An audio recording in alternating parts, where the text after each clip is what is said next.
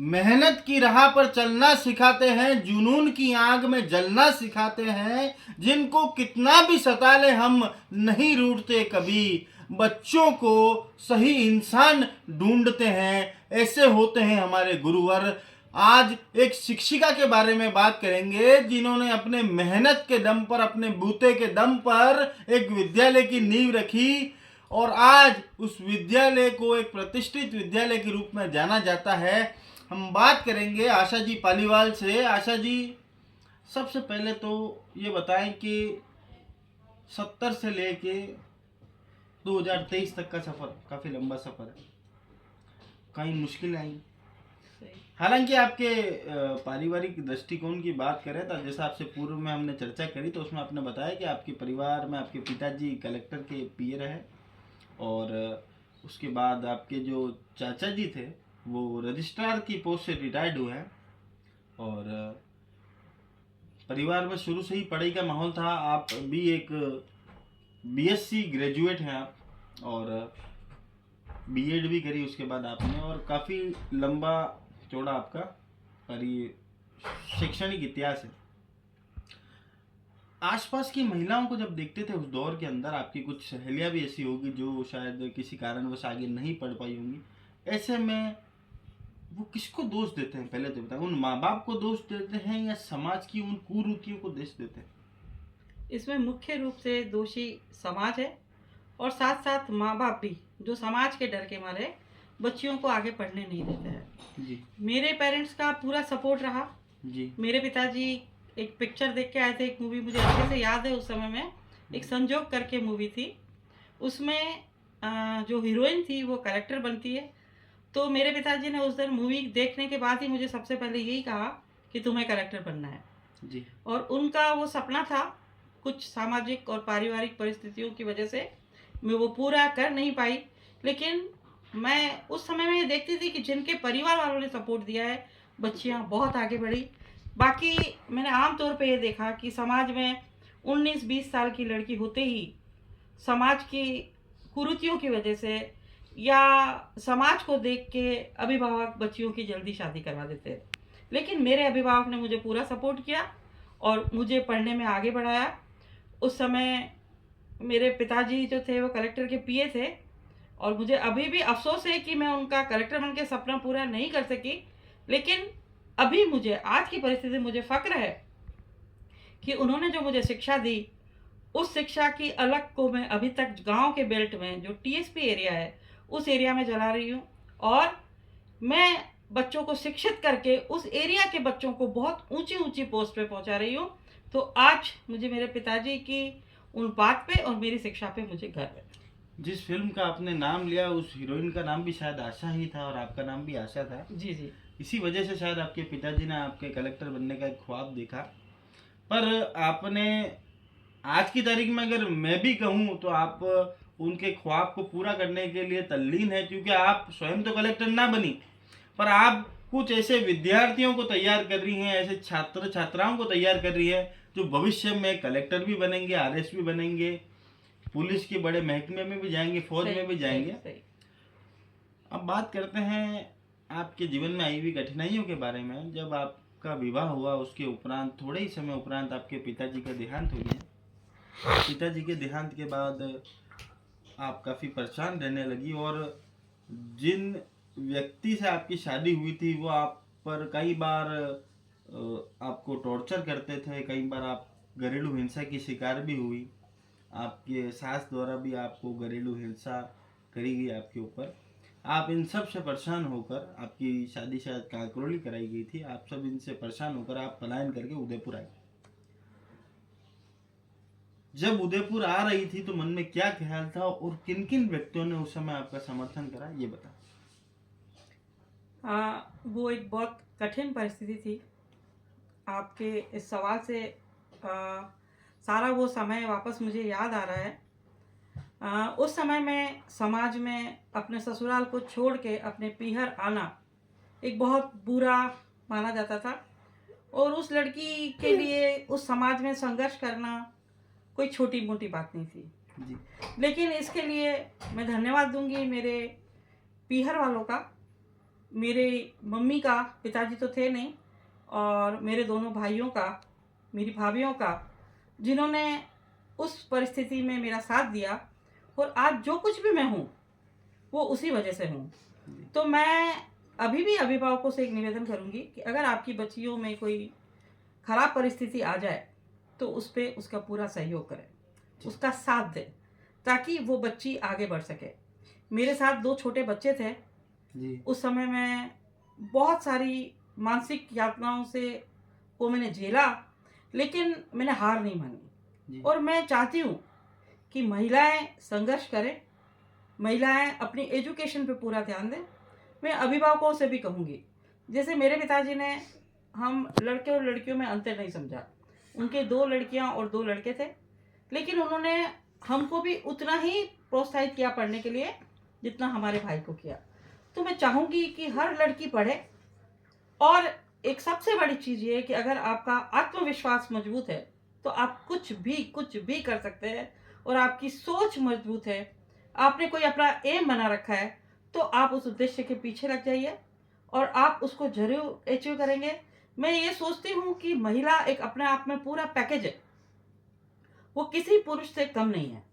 और मैं महिलाओं से भी निवेदन करती हूँ, आप पुरुष के बराबर साथ चलें, लेकिन उन पर निर्भर मत नहीं। आप अपने आप को प्रबल समझें और आप सोचें कि नारी शक्ति से बड़ी कोई शक्ति नहीं है और आप जो चाहें वो कर सकते हैं। बस आपका प्रयास होते रहना चाहिए, आपका आत्मबल मजबूत होना चाहिए और आपका कार्य सही क्षेत्र में होना चाहिए। जी एक सवाल आपसे पूछना था कि वो दौर जब आपके जीवन में आया तो उसके बाद स्वावलंबी आप शायद शुरू से थी। हम आपकी चर्चा से भी हमें लगा कि आप शुरू से कुछ मतलब किसी के ऊपर निर्भर नहीं रहना चाहती थी, और आपकी बातचीत से भी हमेशा लग रहा है। एक बात, आपने अनेक विद्यालयों में काम करा, प्राइवेट विद्यालयों में आपने काम करा, और आपके मन में एक ठीस थी कि मेरा खुद का एक विद्यालय मैं खोलूं।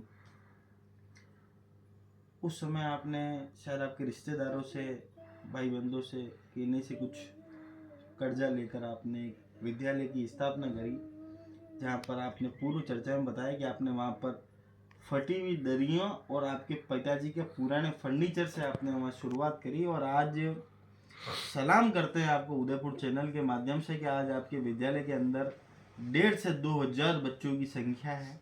और ऐसी जगह जहाँ पर, जिसे आज भी टीएसपी एरिया कहते हैं, जहाँ पर ट्राइबल बेल्ट के लोग ज़्यादा हैं, वहाँ पर माता पिता तो शिक्षित नहीं थे और आज भी नहीं उनके माता पिता शिक्षित। उन लोगों को कैसे कन्विंस करा कि उनके बच्चों को आपके स्कूल में भेजे, क्योंकि सरकारी स्कूल का दौर उस जमाने तक आ चुका था। प्राइवेट स्कूलों की तरफ कैसे आपने उन्हें अपनी तरफ आकर्षित करा, ये जो कठिनाई है, बड़ा सफर रहा, ये कैसा रहा, ये बताएं। बहुत अच्छा सवाल किया आपने मयूर जी। उदयपुर में और आसपास शहरी क्षेत्रों में प्राइवेट स्कूल का उस समय जोर शोर से प्रचार प्रसार था, लेकिन ग्रामीण क्षेत्र में इसकी कमी थी। कमी क्या कहूँ, मतलब ये सोच लीजिए कि उस एरिया में प्रथम प्राइवेट स्कूल मैंने ही लगाया। प्राइवेट स्कूल क्या होता है ये किसी को पता ही नहीं था। लोग बागों को गवर्नमेंट स्कूल पे भरोसा था, प्राइवेट स्कूल में वो बच्चे डालना ही नहीं चाहते थे। लेकिन मैंने लोगों से बहुत बात की, उनके मन में विश्वास जगाया। लोगों के मन में मैंने जो प्राइवेट का जो रजिस्ट्रेशन होता है या जो मान्यताएं होती है उसकी फ़ोटो कॉपी करके बांटी। उसके बावजूद भी लोगों ने प्राइवेट स्कूल को नीचे गिराने के लिए बहुत सारी कोशिश की, लेकिन लोगों का मुझ पर भरोसा था, उनका विश्वास था। और उन्होंने, उस एरिया के लोगों को मैं एक बार धन्यवाद देना चाहूँगी कि उन्होंने उस समय मुझ पर भरोसा किया। और जहाँ प्राइवेट स्कूल का कुछ नामो निशान नहीं था, उस समय पहले सेशन में मुझे 100 बच्चे दिए। तो मैं एक बार उस एरिया के लोगों का, जिन्होंने मुझ पर विश्वास किया और आज जिस मुकाम पे मुझे पहुंचाया, उसके लिए मैं उस एरिया के लोगों का भी, कि उन लोगों ने मुझ पर भरोसा करा और आज मुझे यहाँ तक पहुंचाया। मैं अब काफ़ी, मतलब उन बच्चों के साथ लगी रहती हूँ। मेरा उद्देश्य सिर्फ कमाना नहीं है, मेरा उद्देश्य है उस एरिया को विकसित करना। और मेरे मन को लगता है कि मैं पिछले 10 साल से लगातार 100% बोर्ड का रिजल्ट दे रही हूँ। बच्चे 94%, 95%, और वो भी काफ़ी अच्छे नंबर से लेके आ रहे हैं। तो मैं उस एरिया में पूरी मेहनत कर रही हूँ और मैं चाहती हूँ कि और वो स्कूल आगे बढ़े। आज मयूर जी मैं आपको बताती हूँ, मेरे पास, क्योंकि महिला पे ही हम बात कर रहे हैं, तो इस समय में मेरे पास, जब एक समय था जब बॉयज़ ज़्यादा थे, गर्ल्स कम थी, आज मेरे पास नंबर ऑफ गर्ल्स और बॉयज़ लगभग लगभग बराबर हैं। इस समय में मेरे पास लगभग 30 महिलाएं हैं जो मेरे साथ काम कर रही हैं। उनके यहाँ उसमें बहुत सारी लड़कियां भी हैं जिनके अभिभावक भरोसा करके अब उनसे घर से बाहर निकाल रहे हैं, वो भी रोजगार प्राप्त कर रही है। तो मैं अपने आप को सोचती हूँ कि मैंने एक जिस एरिया में काम किया है, उस एरिया में ये करना एक बहुत कठिन काम था, लेकिन मेरे इरादे मजबूत थे, मेरी मन में सच्चाई थी, तो मेरा सब लोगों ने मदद की। और मैं चाहूँगी कि महिलाएं जो चाहें वो कर सकती हैं और उनको करना चाहिए। जी, एक सवाल आपसे जानना था कि हमने जब आपके बारे में तफ्तीश करी, आपसे मिलने से पहले जब हमने आपकी जानकारी ली, तो हमने पाया कि आपने आपकी ज़िंदगी की पहली जो सवारी जो करी, जहाँ पर आप जिससे आप स्कूल जाते थे, वो साइकिल थी।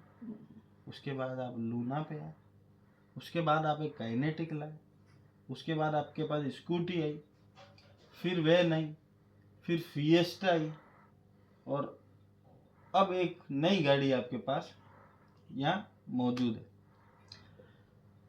साइकिल से लेकर फिएस्टा तक का सफ़र चुनौतियां भरा तो रही है।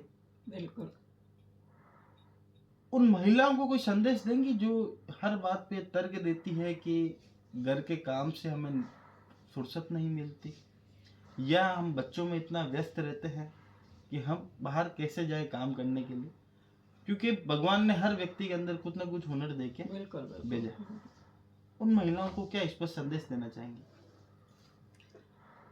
मैं चाहूँगी कि महिलाएं सेल्फ डिपेंड हो, जी है ना। हमेशा ये ना सोचें कि कोई, देखिए, परिस्थितियाँ नेगेटिव और पॉजिटिव सबके साथ होती हैं, जी और हमें नेगेटिव परिस्थितियों के ऊपर पॉजिटिव परिस्थितियों को लाना ही होगा जी अगर हमें कुछ करना है तो। और हम अगर ये थकार के सोचते हैं कि ऐसा नहीं है इसलिए वैसा नहीं हो रहा है, ये नहीं है इसलिए वो नहीं कर सकते हैं। मैं अपना एग्जांपल देती हूँ। जब मैंने प्राइवेट स्कूल चलाई थी, सब जानते हैं कि प्राइवेट स्कूल बिना पैसों के नहीं चल सकती, जी लेकिन मेरे पास उस समय 100 रुपये भी मेरी जेब में नहीं थे। जी लेकिन फिर भी मेरा, क्योंकि इरादा था, मेरी इच्छा शक्ति मजबूत थी, तो आज ये सच कह रहे हैं, आपकी साइकिल से यहाँ तक का सफ़र इस प्रबल इच्छा शक्ति और आपके मनोबल से ही हो सकता है। तो मैं चाहूँगी कि आप ये ना सोचें कि मैं ऐसा इसलिए नहीं कर रही हूँ, उसलिए नहीं कर सकती हूँ, ये परिस्थितियाँ खराब है। आप जब काम करने निकलेंगे, परिस्थितियाँ अपने आप आपका साथ देगी। बस आप मेहनत करते रहिए और सेवा देते रहिए। जी। एक आखिरी सवाल आपसे पूछना था कि जितनी भी महिलाओं से हम मिले आज और कल, जितनी महिलाओं से मिले, क्योंकि महिला दिवस नज़दीक है, सबके बाल बॉयकट बाल हैं। हमने सबसे पूछा कि क्या आप इंदिरा गांधी जी से इंस्पायर, क्योंकि सबका जन्म उस लमसम उसी समांतर काल का है जब इंदिरा जी अपने पूरे चरम पर थे। क्या आप भी इंदिरा गांधी जी से प्रभावित रही अपने जीवन काल में? देखो, इंदिरा गांधी जी से कौन महिला प्रभावित नहीं होगी। वो अपने आप में एक बहुत सशक्त महिला थी जी वो तो हमारे लिए एक प्रेरणा स्रोत है ही। जी लेकिन मेरे बाल तो छोटे होने का सबसे बड़ा रीज़न यही है कि समय नहीं मिलता था। जी कब चोटी बनाए मेरे को याद नहीं आता है कि मैंने कब अपनी चोटी बनाई, जी क्योंकि ज़्यादातर समय मेरा अपने काम में ही लगा रहता था। जी तो इसलिए ये बाल छोटे करवाए ताकि इनको ज़्यादा समय न दे सकूं। जी। बहुत ही सुंदर शब्दों में अपनी बात को इन्होंने समाप्त करा कि अपने समय का सदुपयोग हम कैसे कर सकते हैं। हम अगर 4 घंटे नहाने की जगह अगर 10 मिनट में नहा के निकल जाए, तो वो जो 3 घंटे 50 मिनट हमारे बचेंगे, वो हम उसको कार्य क्षेत्र में लगा सकते हैं। बाल करने की जो चोटी का जो समय है, उसको अगर हम घटा कर 5 मिनट या 2 मिनट कर दें, तो उसमें भी हम अपना समय बचा सकते हैं। समय की कीमत को पहचानने की बात आशा जी ने बहुत ही कम अल्फाजों में बहुत अच्छे से कही। आपको एक बार पुनः सलाम और पुनः आपको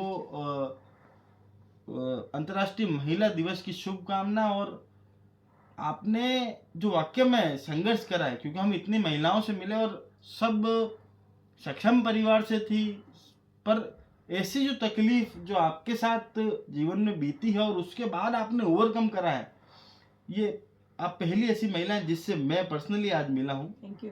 और जिन्होंने अपना एक सामाजिक मुकाम बनाया। तो उदयपुर न्यूज़ की तरफ से पुनः आपको सलाम और आपके जज्बे को सलाम, और आप नित्य नई प्रगति करें। और हम तो यही चाहते हैं कि उस पूरे एरिया में आपके 5000 बच्चे हों, Thank you, ऐसी मयूर। हमारी आशा और धन्यवाद आपको। शुभकामनाएं। धन्यवाद।